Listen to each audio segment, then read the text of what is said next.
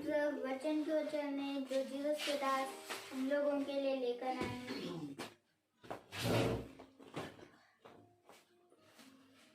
Praise the Lord. Hallelujah.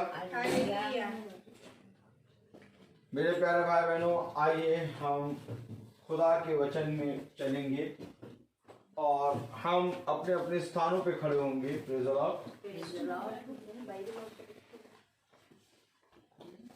और हम प्रकाशित वाक्य उसका 22वां अध्याय, हम सब अपने स्थानों पे खड़े हो जाएं और उसकी 14 वर्ष 14वीं आयत पढ़ेंगे। हम सब एक साथ पढ़ेंगे प्रकाशित वाक्य उसका 14वां अध्याय और उसकी 14 वर्ष। Praise the Lord. हम सब एक साथ पढ़ेंगे। हालेलुया। धन्य वे हैं जो अपने वस्त्र को धो लेते हैं, क्योंकि उन्हें जीवन के वृक्ष के पास आने का अधिकार मिलेगा और वे फाटकों से होकर नगर में प्रवेश करेंगे। प्रभु अपने पढ़े गए वचन को सुनने वाले कानों को अपनी आत्मा से भरे। आमीन। हम सब अपने स्थानों पर बैठे। Praise the Lord. बहुत ही अद्भुत बात है मेरे प्यारे भाई बहनों। खुदा का वचन कहता है कि मैं युगानुयुग एक सा हूं। आमीन। जो हो चुका वो फिर होगा। जिस तरह से हवा जहां से निकलती है वहां पर फिर चारों दिशाओं से होकर वहां पर फिर जाके मिल जाती है। Praise the Lord. और मेरे प्यारे भाई बहनों, नदियों से पानी निकलता है। Praise the Lord. और जब नदियों से पानी निकलता है तो फिर वही जल उसी सागर में जाके मिल जाता है। Praise the Lord. आज हम जीवन के वृक्ष की बात कर रहे हैं। Praise the Lord. प्रकाशित वाक्य उसका 22वां अध्याय और उसकी 14वीं आयत लिखा है, धन्य वे हैं जो अपने वस्त्र धो लेते हैं और क्योंकि उन्हें जीवन के वृक्ष के पास आने का अधिकार मिलेगा। मेरे प्यारे भाई बहनों, मैं चाहता हूं कि अधिक से अधिक लोग याजक की ओर दृष्टि करें। तो टर्न करके बैठ जाएं। Praise the Lord. क्योंकि खुदा का कलाम हमें बता रहा है कि उन्हें जीवन के वृक्ष के पास आने का अधिकार मिलेगा। पिछले 2 दिनों से हम इस विषय पे प्रार्थना कर रहे हैं, अध्ययन कर रहे हैं, क्योंकि बहुत ही जरूरी है जीवन का वृक्ष। हालेलुया। एक अदन की वाटिका में लगा था भले बुरे ज्ञान का वृक्ष, और आपको मालूम होना चाहिए कि वो जो भले बुरे ज्ञान का वृक्ष जो लगा था वो अदन की वाटिका अब नष्ट हो जाएगी। आमीन। और खुदा एक नई अदन की वाटिका बनाएगा। आमीन। और उसमें जीवन के वृक्ष को लगाएगा। आमीन। आपको मालूम है कि खुदा उस वृक्ष को वहां से उखाड़ देगा। हालेलुया। जीवन के वृक्ष को वहां से उखाड़ देगा पुरानी अदन की वाटिका से। Praise the Lord. आइए हम देखें कि प्रकाशित वाक्य में जिस जीवन के वृक्ष के पास आने का अधिकार खुदा कह रहा है कि उन्हें जीवन के वृक्ष के पास आने का अधिकार मिलेगा, तो यानी कुछ हैं जिन्हें जीवन के वृक्ष के पास से निकाल दिया गया। Praise the Lord. कितने जने हैं जो जानना चाहेंगे, जो देखना चाहेंगे कि मेरे प्यारे भाई बहनों, हमारे जीवन के लिए सबसे उत्तम बात यह है कि हम उस जीवन के वृक्ष से खाएं। लेकिन प्रभु ने उस जीवन के वृक्ष के चारों ओर पहरा लगा दिया, ज्वालामुखी तलवार। आमीन। आइए देखें उत्पत्ति उसका 3रा अध्याय। उत्पत्ति उसका 3रा अध्याय हम पढ़ेंगे और ऐसा क्यों हुआ, हम इसको थोड़ा डीपली देखेंगे। उत्पत्ति उसका 3रा अध्याय और उसकी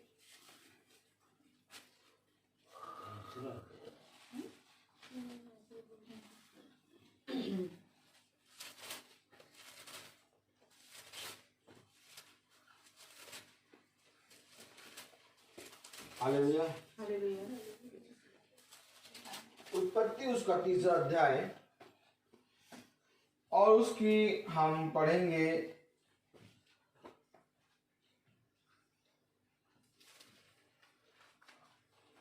15वीं आयत से। और मैं तेरे और इस स्त्री के बीच में और तेरे वंश और इसके वंश के बीच में बैर उत्पन्न करूंगा, वह तेरे सिर को कुचल डालेगा और तू उसकी एड़ी को डसेगा। आमीन। आप सब जानते हैं इस सब के विषय में खुदा ने उसको कहा, श्रापित किया। 16वीं आयत, फिर स्त्री ने उससे कहा, मैं तेरी पीड़ा और तेरे गर्भवती होने के दुख को बहुत बढ़ाऊंगा। तू पीड़ित होकर बालक उत्पन्न करेगी और तेरी लालसा तेरे पति की ओर होगी और वह तुझ पर प्रभुता करेगा। आमीन। 17वीं आयत, और आदम ने उसने कहा, तूने जो अपनी पत्नी की बात ना सुनी है और जिस वृक्ष के फल के विषय मैंने तुझे आज्ञा दी थी कि तू उसे ना खाना, उसको तूने खाया है, इसलिए भूमि तेरे कारण शापित है। एक वृक्ष फिर आ गया जिसके विषय में खुदा ने आज्ञा दी थी कि इस वृक्ष के फल को तू ना खाना। आमीन। क्योंकि उन्होंने जीवन के वृक्ष से ना खा के उन्होंने उस वृक्ष से खा लिया जिस वृक्ष के बारे में खुदा ने आज्ञा दी कि इस वृक्ष के फल को ना खाना। Praise the Lord.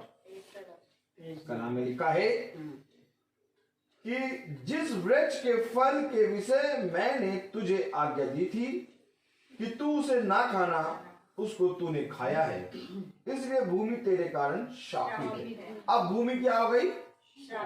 शापित हो गई। इसलिए अब ये अवश्य है कि एक नई सृष्टि उत्पन्न हो। आमीन। अब ये अवश्य है कि खुदावन इसमें एक बार फिर से अपना बीज डाले। आमीन।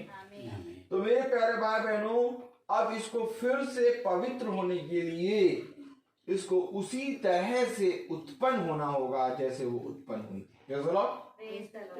खुदावन कहता है कि मैं तेरे लिए एक नई सृष्टि उत्पन्न करूंगा। आमीन। Hallelujah. Praise the Lord. Hallelujah. खुदा का कलाम हमें बताता है, प्रेज़ द लॉर्ड, बहुत पवित्र खुदा का कलाम है। हालेलुया। आगे हम पढ़ें, और वह तेरे लिए कांटे और ऊंट कटार उगाएगी और तू खेत की उपज खाएगा और अपने माथे के पसीने की रोटी खाया करेगा और अंत में मिट्टी में मिल जाएगा, क्योंकि तू उसी में से निकाला गया है। तू मिट्टी तो है और मिट्टी ही में फिर मिल जाएगा। जिस मिट्टी से खुदा ने आदम को रचा, उस मिट्टी, उस भूमि को खुदा नष्ट कर देगा। आमीन। कलाम में लिखा है, आदम ने अपनी पत्नी का नाम हवा रखा, क्योंकि जितने मनुष्य जीवित हैं उन सब की आदि माता वही हुई। और यहोवा खुदा ने आदम और उसकी पत्नी के लिए चमड़े के अंगरखे बनाकर उनको पहना दिए। फिर यहोवा खुदा ने कहा, मनुष्य भले बुरे का ज्ञान पाकर हम में से एक के समान हो गया है, इसलिए अब ऐसा ना हो कि वह हाथ बढ़ाकर जीवन के वृक्ष का फल भी तोड़ के खा ले और सदा जीवित रहे। ये आया जीवन का वृक्ष इसलिए क्योंकि मनुष्य पाप में गिर गया है। मनुष्य ने आज्ञा ना मानकर मनुष्य खुदा के द्वारा श्रापित हो गया। इसलिए कहीं मनुष्य हाथ बढ़ाकर जीवन के वृक्ष से ना खा ले ताकि वो सदा जीवित रहे। हालेलुया। इसलिए मेरे प्यारे भाई बहनों, अगर हम 23वीं आयत पढ़ेंगे इसलिए यहोवा खुदा ने उसको अदन की वाटिका में से निकाल दिया कि वह उस भूमि पर खेती करे जिसमें वह बनाया गया। अब जिस भूमि से आदम बना है उस भूमि में आदम खेती करेगा, इसलिए खुदा ने उसे अदन की वाटिका में से निकाल दिया। हालेलुया। यानी जीवन के वृक्ष में से उसको निकाल दिया। अब अदन की वाटिका से निकाल दिया। अब खुदा का कलाम प्रकाशित वाक्य में कह रहा है 22वां अध्याय उसकी 14वीं आयत में, धन्य वे हैं जो अपने वस्त्र को धो लेते हैं, क्योंकि वे ही जीवन के वृक्ष के पास आने का अधिकार मिलेगा। उन्हें ही जीवन के वृक्ष के पास आने का अधिकार मिलेगा। आमीन आमीन। क्योंकि खुदा ने आदम को हटा दिया, निकाल दिया। मेरे प्यारे भाई बहनों, कलाम में लिखा है उस भूमि पर खेती करे जिसमें वह बनाया गया था, इसलिए आदम को उसने निकाल दिया और जीवन के वृक्ष के मार्ग का पहरा देने के लिए अदन की वाटिका के पूर्व की ओर करूबों और चारों ओर घूमने वाली ज्वाला में तलवार को भी नियुक्त कर दिया। हालेलुया हालेलुया आमीन। Praise the Lord. क्या कर दिया? ज्वाला में तलवार को नियुक्त कर दिया। आमीन आमीन।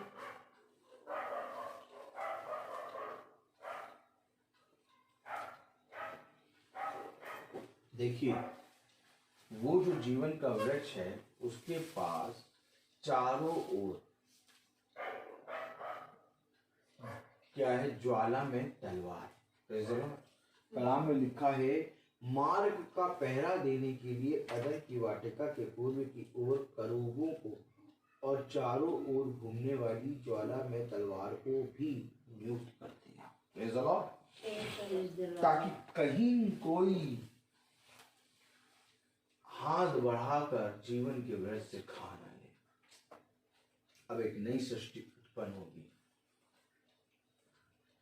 जिसमें केवल जीवन का वृक्ष होगा। आमीन आमीन। भले बुरे ज्ञान का वृक्ष नहीं होगा। आमीन आमीन। मेरे प्यारे भाई बहनों, जब तक खुदा की ओर से अधिकार नहीं मिलेगा और जब तक हम द्वार से प्रवेश नहीं करेंगे, फाटक से प्रवेश नहीं करेंगे, तब तक मेरे प्यारे भाई बहनों ये पहरा हर एक मनुष्य के लिए है। ये अवश्य है कि तुम उस पहरे से बचने के लिए द्वार से प्रवेश करो, और द्वार से प्रवेश करने के लिए तुम्हारे पास एक सहायक होना चाहिए। तुम्हारे पास वो अधिकार होना चाहिए जो अधिकार मनुष्य ने खो दिया। आमीन आमीन। तब मेरे प्यारे भाई बहनों, यूहन्ना की पत्री अगर हम खोलें उसका 14वां अध्याय, क्यों खुदा ने कहा, हालेलुया, एक मिनट सिस्टर, एक मिनट, यूहन्ना 14, प्रेज़ द लॉर्ड, यूहन्ना 14 और उसकी 16वीं आयत से हम पढ़ेंगे। मैं पिता से विनती करूंगा और वह तुम्हें एक और सहायक देगा कि वह सर्वदा तुम्हारे साथ रहे। वो सर्वदा तुम्हारे साथ रहे, क्योंकि उसके बिना तुम जीवन के वृक्ष के निकट नहीं जा सकते। आमीन। वो सर्वदा तुम्हारे साथ रहे, क्योंकि वही है जो उस मार्ग पर, जिस मार्ग पर आपने देखा ना कि पहरा बैठा दिया। आपने बहुत देखा होगा, बहुत ध्यान से देखा होगा, उसमें लिखा है कि उसने उकाब का, आमीन, करूबों का, हाँ प्रेज़ द लॉर्ड, करूबों का पहरा उस मार्ग पर बैठा दिया और अग्नि में, ज्वाला में तलवारें चारों ओर से लटका दी। ये मार्ग वही है, खुदा का मार्ग। Praise the Lord. क्योंकि मार्ग, सत्य और जीवन मेरे प्यारे भाई बहनों, उस मार्ग पर जब तक खुदा का आत्मा नहीं होगा तुम नहीं चल पाओगे। क्योंकि वो सर्वदा तुम्हारी रक्षा करेगा। Praise the Lord। कलाम में लिखा है सहायक देगा कि वे सर्वदा तुम्हारे साथ रहे। और 17वीं आयत पढ़े, अर्थात सत्य का आत्मा। क्या? ये सत्य का आत्मा सर्वदा तुम्हारे साथ रहेगा। कब रहेगा? कब रहेगा ये आत्मा? चलते समय, जागते समय, उठते समय, बैठते समय, सर्वदा तुम्हारे साथ रहेगा। जब तुम मोबाइल पकड़ोगे Praise the Lord, तभी भी ये सत्य का आत्मा तुम्हारे अंदर है। अब जब तुम मोबाइल पकड़ोगे तो तुम कोई भी गलत या अश्लील चीज नहीं लगा पाओगे। क्यों? क्योंकि वो सत्य का आत्मा तुम्हारे साथ है। Praise the Lord। वो मार्ग में तुम्हारी रक्षा कर रहा है। हालेलुया। मेरे प्यारे भाई बहनों, कलाम में लिखा है कि मैं पढ़ेगा पिता से विनती करूंगा और वह तुम्हें एक और सहायक देगा कि वह सर्वदा तुम्हारे साथ रहे, अर्थात सत्य का आत्मा जिसे संसार ग्रहण नहीं कर सकता, क्योंकि वह उसे देखता है और ना उसे देखता और ना उसे जानता है, जिसे संसार ग्रहण नहीं कर सकता, क्योंकि वो ना उसे देखता और ना जानता है। मैं तुम्हें एक आत्मा दूंगा, अर्थात सत्य का आत्मा। आमीन।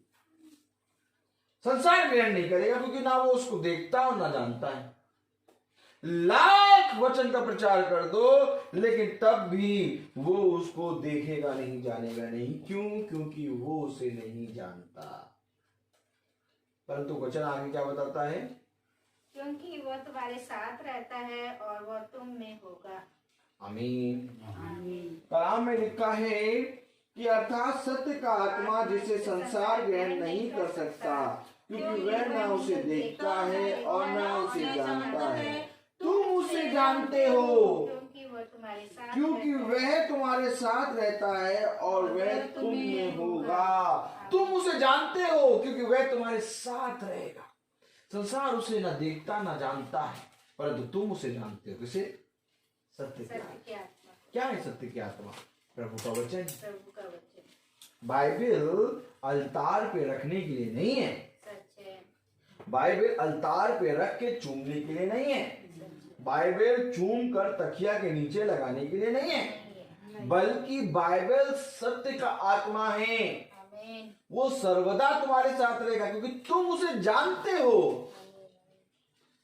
खुदा कलाम कहता है ये मुझे नहीं जानते, क्योंकि ना ये मुझे जानते और ना मुझे देखते हैं, क्योंकि संसार मुझे नहीं जानता, परंतु तुम मुझे जानते और मैं तुम्हारे अंदर वास करता हूं और मैं तुम्हारे साथ रहता हूं।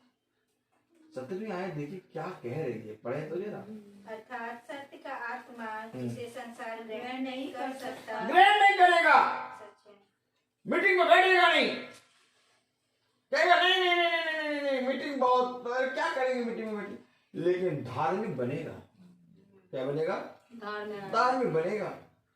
गॉड ब्लेस यू, RIP, और जाते हैं प्रेज द लॉर्ड, और ये सारी चीजें करेगा, लेकिन बैठेगा नहीं। क्यों? क्योंकि बैठेगा वो जो खुदा से प्रेम करता है। यदि तुम मुझसे प्रेम रखते तो तुम मेरी आज्ञाओं को मानते। अच्छा बताइए, आदम से बड़ा धर्मी कौन था? कोई नहीं। खुदा ने बहुत बड़ा धर्मी अपने समान बनाया, लेकिन धर्मी होने के बावजूद खुदा उनसे आके मिलता है दिन के ठंडे समय, और रोज मिलता है। किस लिए मिलता है? ताकि वो अपनी आज्ञा, अपनी शिक्षा और अपनी संगति में उसको रख सके। आमीन। लेकिन मेरे प्यारे भाई बहनों, आदम खुदा की संगति से दूर हो गया, और जब दूर हो गया तो वही भूमि जिससे वो निकाला गया, जिससे वो बनाया गया, वही भूमि उसके लिए कीट, कटार और कांटे वाले वृक्ष उगाने लगी। सोचिए, आज अगर हम भी खुदा के वचन से दूर हो जाएंगे तो हमारे ही बच्चे हमारे लिए कांटे और कीट उखाड़ उगाएंगे। आपको मालूम है? आप सोचेंगे क्या कह रहे हैं? बहुत ध्यान से देखिए, जिस भूमि से आदम रचा, बाइबल बता रही है, जिस भूमि से आदम निकाला गया उसी भूमि ने उसके लिए क्या उगाए? कीट, कटार, कांटे वाले वृक्ष। क्यों भैया? उसी भूमि से तो निकाले गए हो आदम, उसी भूमि ने तुम्हारे लिए क्यों ऐसा निकाल दिया? क्यों? क्योंकि वो खुदा की संगति से दूर हो गया। आज हम भी अपने बच्चों की जितनी अच्छी परवरिश कर लें, मैं आपको सच कह रहा हूं, आज अगर आप अपने बच्चों को बहुत अच्छी तालीम दे दें, बहुत अच्छे स्कूल में दाखिला करा दें, बहुत अच्छी ट्यूशन लगा दें, बहुत अच्छा उनका एजुकेशन कर दें, बहुत अच्छी काम कर दें, लेकिन अगर आप खुदा की संगति से दूर कर दिया अपने बच्चों को, वही बच्चे आपके लिए कीट, कटार और ऊंट और उछाते हैं कांटेदार वृक्ष उगाएंगे। सच बता रहा हूं मैं आपको। क्यों? क्योंकि खुदा की संगति से दूर। खुदा का कलाम कहता है, जिस घर को यहोवा ना बनाए उस घर के बनाने वाले का परिश्रम व्यर्थ है। अब उस घर को, जिस घर को यहोवा रोज प्रतिदिन आग के दिन के ठंडे समय निहारता और देखता और बनाता था, अब यहोवा की उपस्थिति से वो चले गए। क्या हो गया? इसका मतलब क्या हो गया मेरे प्यारे भाई बहनों? शापित हो गए। इसका मतलब क्या हुआ? मृत्यु आ गई। इसका मतलब क्या हो गया? एक भाई ने अपने भाई को मार डाला। आप देखिए कितना ज्यादा कांटे वाले वृक्ष उगाए कि केन ने हाबिल को मार दिया। क्या बीती होगी आदम हवा पे? आज आप पढ़ते हैं कि केन ने हाबिल को मार दिया, लेकिन आप कभी ये सोचते हैं कि आदम और हवा में क्या बीती गई होगी? आपको मालूम है केन इतना ज्यादा बुरा नहीं था। केन भी वेदी बनाता है, केन भी बलि लाके, केन भी वेदी के लिए भेंट लाता है, लेकिन तब भी मेरे प्यारे भाई बहनों केन के अंदर शैतान आया। क्यों? क्योंकि वो उसकी प्रेजेंस से बाहर था। उसके अंदर बीज था सर्प का।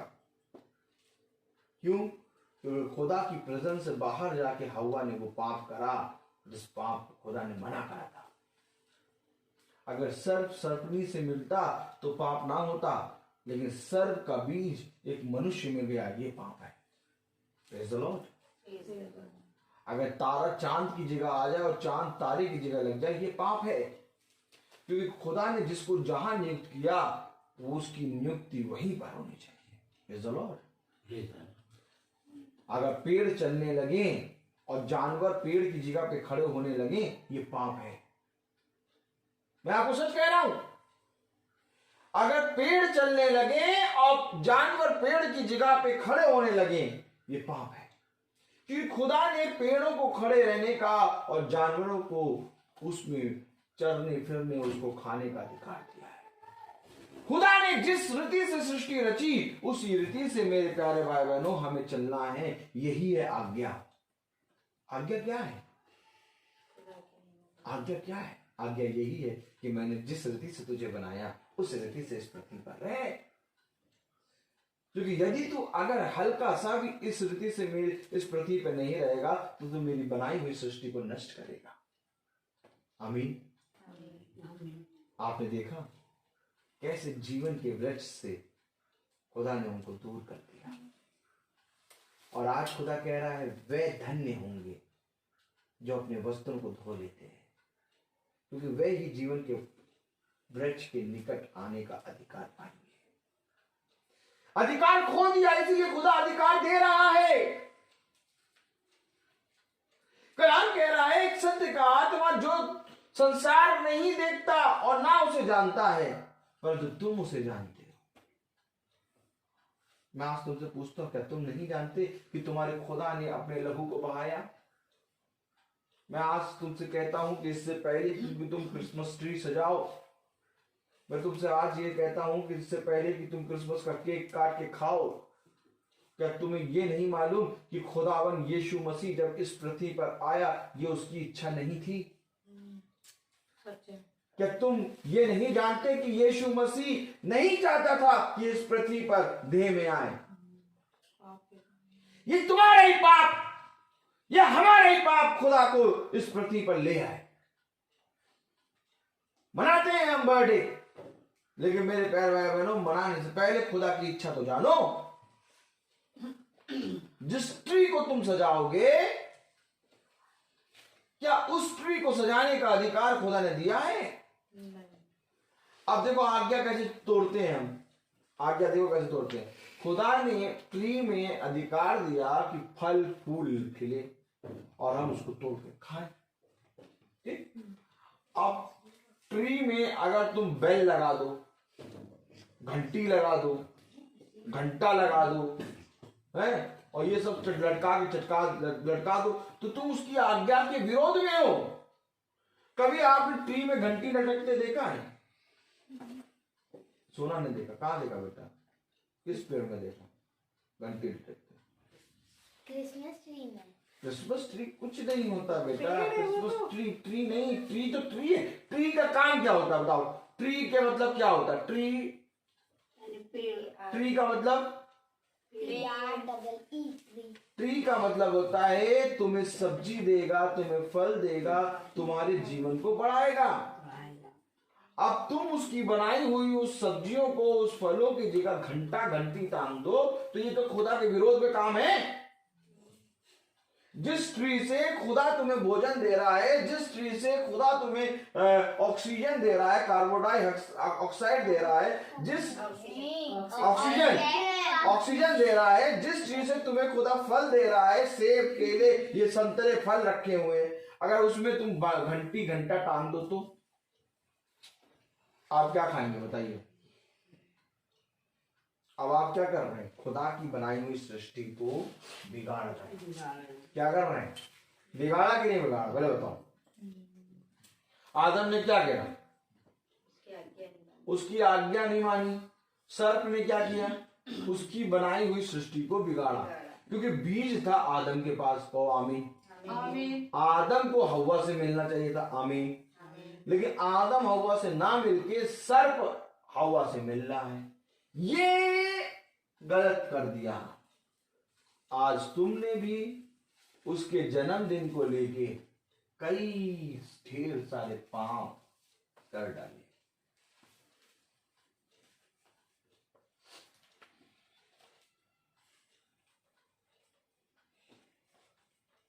जब खुदा ने देखा कि मनुष्य इस पाप के कारण मर जाएगा, मृत्यु उस पर हावी हो गई, आदि पाप उसके ऊपर बन गया, तब खुदा ने अपने आत्मा को एक देह में दिया, अर्थात अपने इकलौते पुत्र को। आमीन। पिता को मालूम था ये मरेगा, पिता को मालूम था ये क्रूस पे नंगा होगा, पिता को सारी बातें मालूम थी, लेकिन तब भी उसने पापियों के बीच में अपने इकलौते पुत्र को दिया। आज हम बहुत उल्लासित होकर क्रिसमस के कैरल गाते हैं, क्रिसमस मनाते हैं, लेकिन ये भूल जाते हैं कि खुदा ने इस पृथ्वी पर आके हमारी मृत्यु को अपने ऊपर लिया। मनाओ क्रिसमस। क्रिसमस मनाना मना नहीं है, लेकिन डेली मनाओ। किसी ट्री को सजा दिया अगर, तो समझ लेना घंटा तुम्हारे ऊपर लटकेगा, क्योंकि खुदा तो उगा रहा है ट्री में से केला, सेब, अनार, संतरा, और तुम ट्री में से उगा रहे हो घंटी घंटा।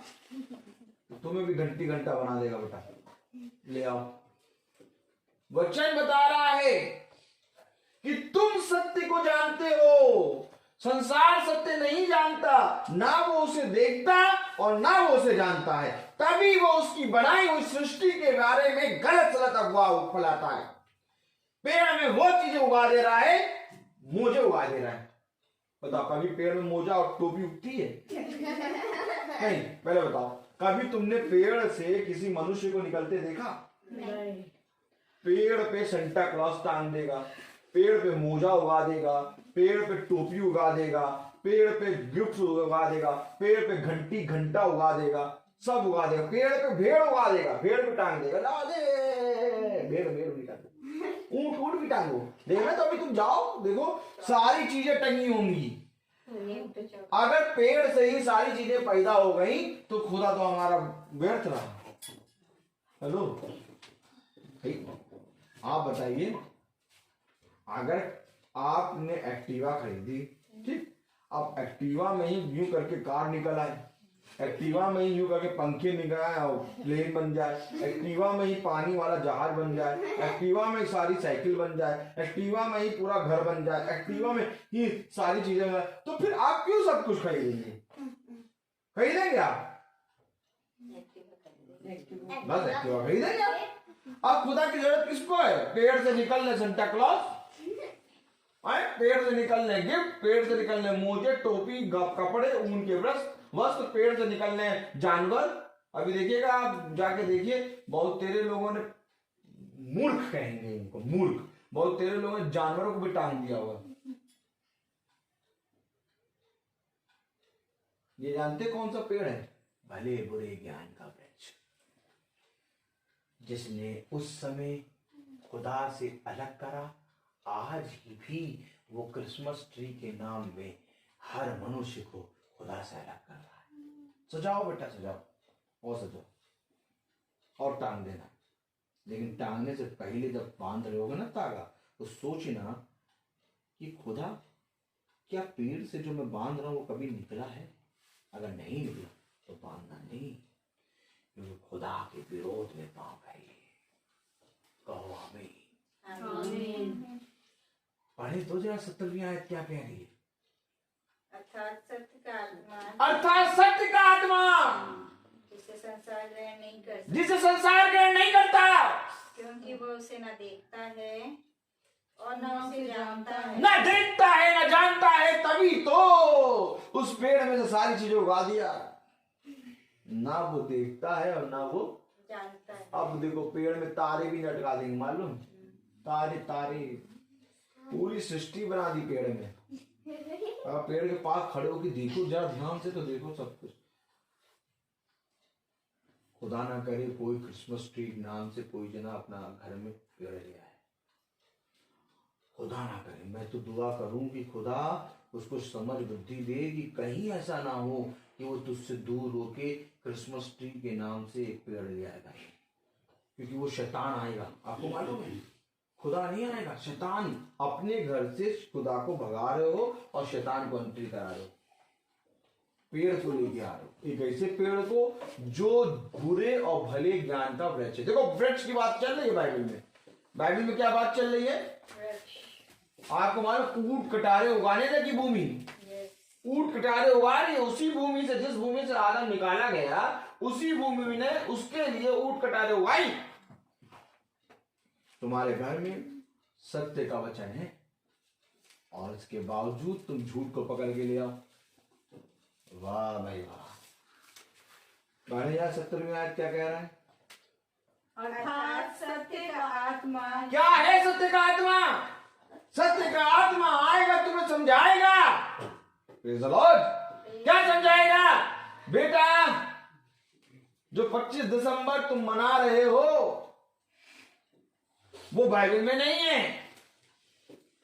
लेकिन चल मैं मानता हूं कि मैं इस पृथ्वी पर एक दिन पैदा हुआ और तू उस एक दिन को किसी भी दिन रख के मान रहा है, लेकिन मैं तुझसे सच कहता हूं, ये 25 दिसंबर मनाने के लिए नहीं, बल्कि इस 25 दिसंबर में खुल के प्रचार करने का समय है। अर्थात ये 25 दिसंबर केवल 25 दिसंबर नहीं है, मैं तो तेरे लिए रोज एक नए तरीके से उत्पन्न होता हूँ। आपको मालूम है, हमारा खुदा रोज हमारे लिए जन्म लेता है। मालूम है आपको? हम रोज उसे मारते हैं और वो रोज नया जन्म लेता है हमारे अंदर। हम अपनी अभिलाषाओं, अपने शरीर को आराम देने के लिए खुदा को मार देते हैं और खुदा प्रति भोर एक नई किरण में हमारे अंदर फिर से जन्म लेता है कि आज मेरा बच्चा मुझे पहचान लेगा। मैं आपसे सच कह रहा हूं, 25 दिसंबर मनाओ, मैं मना नहीं कर रहा, लेकिन 25 दिसंबर एक दिन ना मनाओ। मैं आज तुमसे दुआ करता हूँ और मैं तुमसे सब जन मेरी तरफ देखो, मैं तुमसे हाथ जोड़ के कहता हूँ कि 25 दिसंबर केवल एक दिन के लिए ना मनाओ, बल्कि 25 दिसंबर 365 दिन के लिए मनाओ। क्योंकि जो खुदा का जन है उसके साथ खुदा सर्वदा रहता है। कलाम में देखो क्या लिखा है, मैं तुम्हें सत्य का आत्मा दूंगा। आमीन। बड़े जरा क्या लिखा है, अर्थात सत्य का आत्मा जिसे संसार ग्रहण नहीं कर सकता, क्योंकि वह उसे न देखता है और न उसे जानता है। तुम उसे जानते हो क्योंकि वह तुम्हारे साथ रहता है। वो तुम्हारे साथ रहता है, तुम उसे जानते हो क्योंकि वो तुम्हारे साथ रहता है और वो तुम में होगा। वो तुम में होगा। अब अगर वो मेरे साथ है, वो मुझ में है, तो वो रोज नया तरीके से मुझे एक नई सृष्टि बनाएगा। आमीन। आपको मालूम है हम रोज नई सृष्टि कैसे बनते हैं? क्योंकि रोज खुदा हमारे अंदर उत्पन्न होता है। आपको मालूम है इससे पहले कि उस कुंवारी के बारे में कहा जा रहा था कि एक कुंवारी गर्भवती होगी और एक पुत्र जनेगी और तुम उसका नाम इमैनुअल रखना। इमैनुअल का मतलब खुदा तुम्हारे साथ है। इमैनुअल रखना, देखिए भविष्यवाणी हो रही है, लेकिन जो भविष्यवाणी कर रहा है उसके साथ भी खुदा है। अब कहो अच्छा, आप मुझे बताइए, जैसे यशायाह ने भविष्यवाणी करी कि एक कुंवारी गर्भवती होगी और वो पुत्र जनेगी, तुम उसका नाम इमैनुअल रखना। Praise the Lord. तो जब यशायाह भविष्यवाणी कर रहा है तो क्या यही इमैनुअल यशायाह के अंदर नहीं है? तो क्या जब मरियम के अंदर यीशु मसीह देह में आ रहा है तो क्या यही इमैनुअल जो यशायाह के अंदर था, क्या यही इमैनुअल मरियम के अंदर नहीं आया? यानी कि ये सर्वदा 365 दिन जीवित रहता है और 365 दिन एक नया जन्म लेता है। कल एक भाई ने मुझसे कहा, वो मोहनडन है। मैंने जैसे ही गाड़ी रोकी, उन्होंने मुझसे कहा, भाई मैं आपका वो फेसबुक देखता हूँ। मैं कहा अच्छा ब्रदर, कहने बहुत नई बातें आप बताते हैं और जब मैं सुनता हूँ तो मुझे बहुत अच्छा लगता है। आप YouTube पे भी डाला करिए। मैंने कहा YouTube पे मैं डालता था, कुछ दिनों से रोक दिया। चिंता ना करो, YouTube पे भी आएगा। आमीन। आपको मालूम, जो सत्य की आत्मा पहचानता है वो कहीं ना कहीं से पहचान जाएगा। परंतु तुम जो मेरे पुत्र और पुत्रियां हो, तुम ही सत्य को नहीं जानते। अपने बच्चों को क्या सिखाओगे? तुम झूठ सिखाओगे? अरे खुदा की आत्मा में उनको सत्य बताओ, सत्य का आत्मा लो और उनको बताओ कि सत्य क्या है। जीवन का सत्य सेंटा बंटा और क्रिसमस ट्री नहीं है। जीवन का सत्य ये है कि मसीह हमारे बीच में आया और हमारे ही पापों के लिए मारा गया। ऐ मेरे बेटे, ऐ मेरी बेटी, इसको केवल केक खा के, बिरयानी खा के और नए कपड़े पहन के, नए जूते चप्पल पहन के, नई ड्रेस पहन के इस त्योहार को मना के उड़ा ना देना। क्योंकि बेटा ये इस चीज के लिए नहीं है। मैं तुझसे सच कहता हूँ, मैं तुझे रोज नई ड्रेस पहनाऊंगा, मैं तुझे रोज केक खिलाऊंगा, मैं तुझे रोज नई नई चीजें खिलाऊंगा, यदि तू खुदा को जान जाए। आमीन। जो कोई खुदा को जानता है वो प्रतिदिन क्रिसमस मनाता है। मेरे प्यारे भाई बहनों, हमारा खुदा हमें सिखाता है कि हम इस पृथ्वी पर कैसे जिएं। हमारा खुदा हमें बताता है कि हम इस पृथ्वी पे कैसे चलें। क्योंकि 17वीं आयत में उसने कहा, क्या कहा? अर्थात सत्य का आत्मा जिसे संसार ग्रहण नहीं कर सकता, क्योंकि वह उसे न देखता और न उसे जानता है। तुम उसे जानते हो क्योंकि वह तुम्हारे साथ रहता है और वह तुम में होगा। आमीन। आमीन। वो तुम्हारे साथ रहता है और वो तुम में रहेगा। क्या लिखा है? वो तुम्हारे साथ रहता है और वह तुम में होगा। एक मिनट, तुम उसे जानते हो पढ़े। हाँ, और तुम उसे जानते हो क्योंकि वह तुम्हारे साथ रहता है और वह तुम में ही होगा। अब कौन कौन भगाना चाहता है? वह तुम में नहीं नहीं नहीं नहीं, कौन कौन भगाना चाहता है? कोई नहीं। तुम उसे जानते हो क्योंकि वो तुम्हारे साथ रहता है और वह तुम में होगा। और वो तुम में होगा। ठीक, खुदा तो कह रहा है वो तुम्हारे साथ रहता है और वो तुम में होगा। अब ये मूर्खता वाले काम करके कौन कौन भगाना चाहेगा? कौन कौन खुदा को भगाना चाहेगा? जो भगाना चाहेगा वो हाथ उठाए।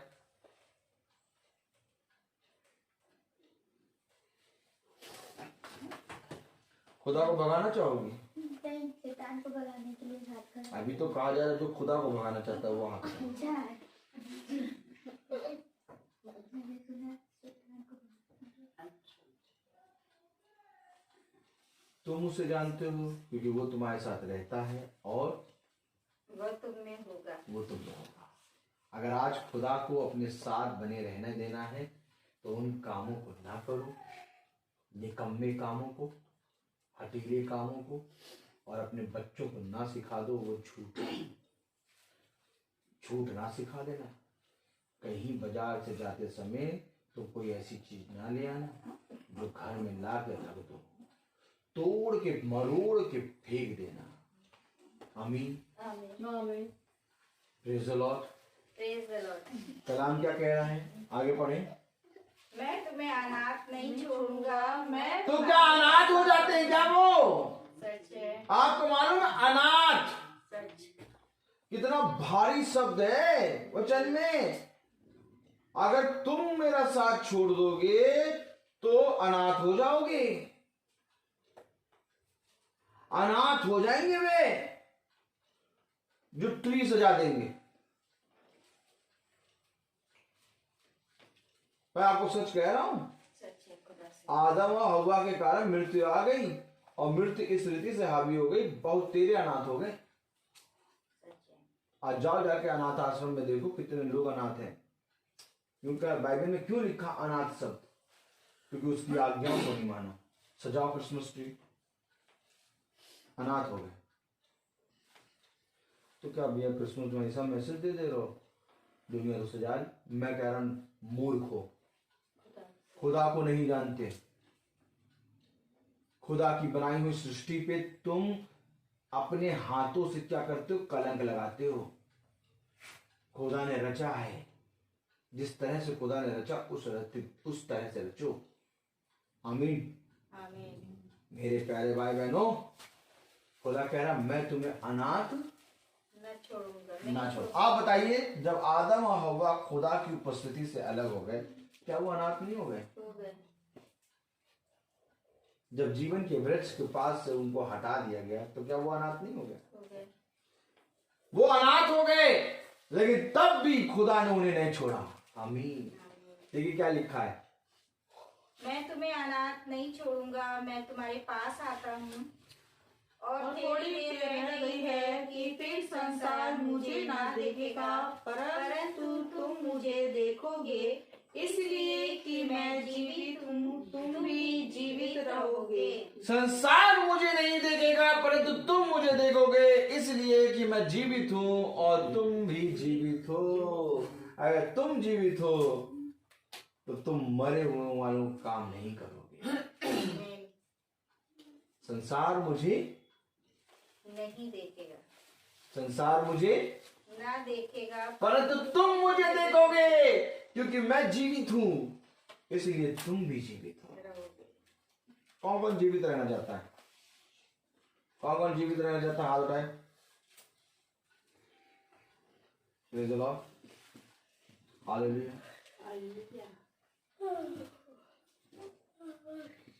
मैं जीवित हूं, इसलिए तुम भी जीवित रहोगे। तुम मुझे देखोगे, संसार मुझे नहीं देखेगा।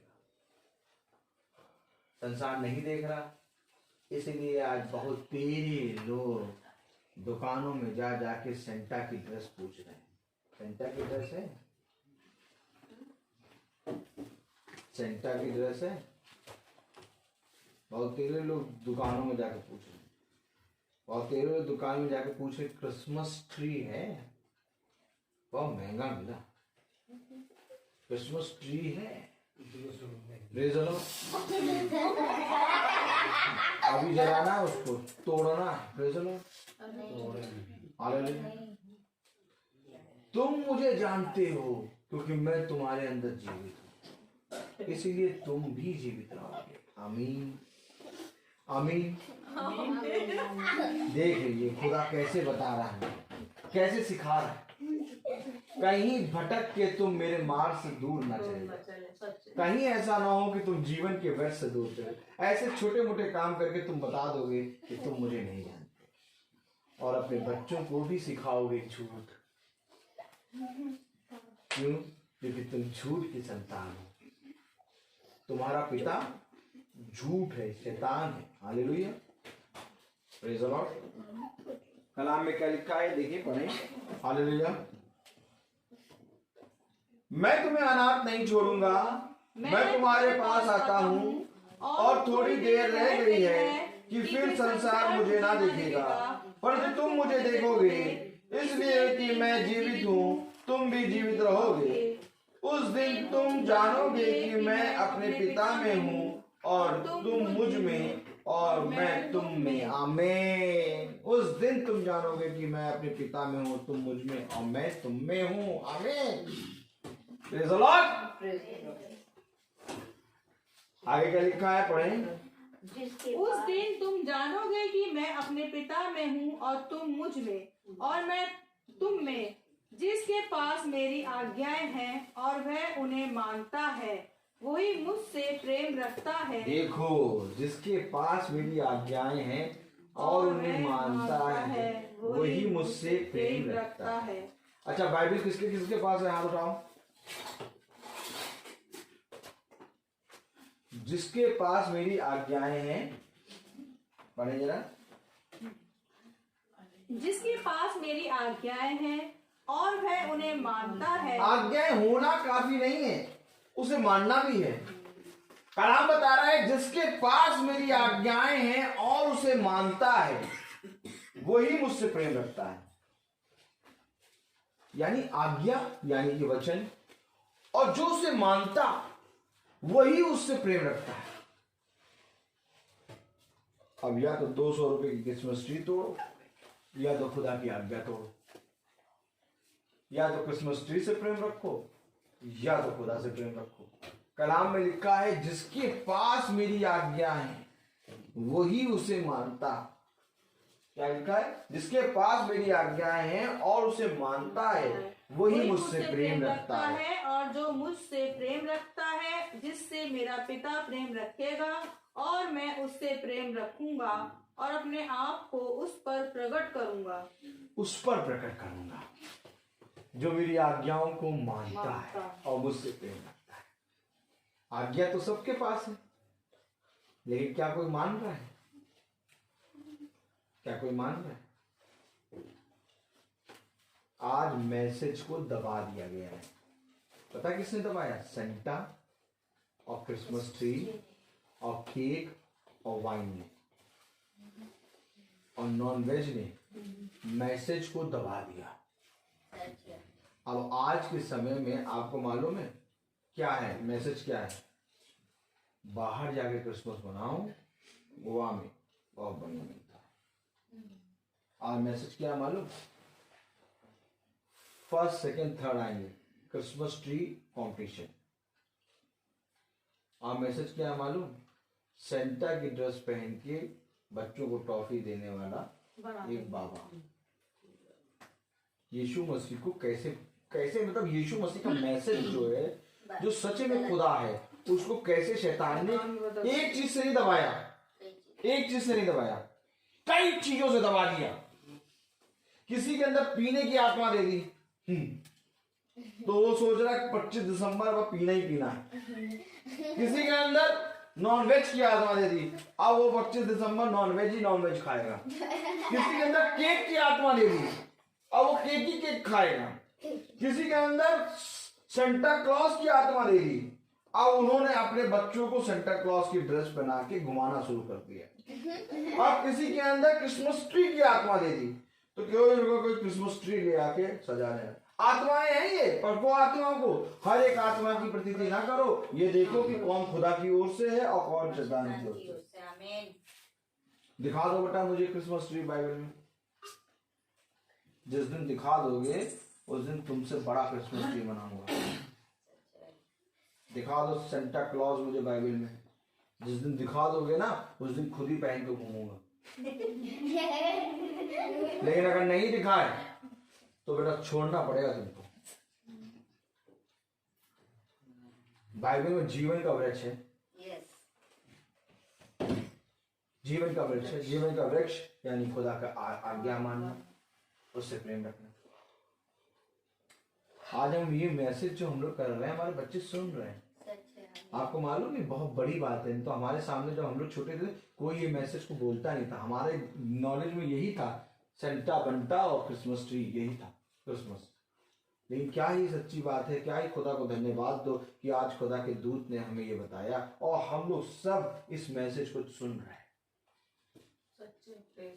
नहीं तो आज के दिन किसी की यहाँ प्रार्थना, किसी को टाइम ही नहीं है। आप आज के दिन मीटिंग देख लीजिए कहाँ हो रही है, कहीं नहीं मीटिंग हो रही है। आज किसी के पास टाइम नहीं है मीटिंग में आने का। 24 तारीख से 24 तारीख को हमें ये करना है, वो करना है, वो करना है। आज किसी के पास टाइम नहीं। खुदा ने हमें कितना अनुग्रह दिया कि आज भी हम मीटिंग में बैठे। आमीन। ये सबसे बड़ा धन्यवाद है खुदा को। आमीन। और कल का दिन तो खुदा ने पूरा हमें मीटिंग में ही कर दिया। सच है। आमीन। जबकि 25 दिसंबर 20 तारीख से तो 30 तारीख तक कोई फ्री नहीं है कि वो अपने घर में मीटिंग रखा ले। और हम लोग के पास इतनी मीटिंग है कि भैया मीटिंग ही मीटिंग। 26 तारीख मर्लिन आंटी के जाना मीटिंग में, मीटिंग ही मीटिंग है हमारे। Praise the Lord. कैसे खुदा का अनुग्रह, यही सबसे बड़ा फल है। तुम तो 25 दिसंबर कल मनाओगे, हम तो 25 दिसंबर आज मना रहे हैं। हम तो कल मनाएंगे, परसों मनाएंगे, रोज मनाएंगे। 31 तारीख पूरी नाइट का होगा। 31 तारीख वो पूरी नाइट है। सर्विस तैयार है ना। तो आइए हम अपनी आंखों को बंद करें और हम प्रार्थना में चलें। और मेरा निवेदन है रोमिका भाभी से कि वो प्रार्थना में अगुवाई करें। धन्यवाद देते हैं पिता परमेश्वर इस दिन के लिए जो आपने हमें दिया और ये शाम जो आपने हम लोग के बीच में ठहराई, जो हम लोग प्रार्थना में बीता हम लोग की शाम।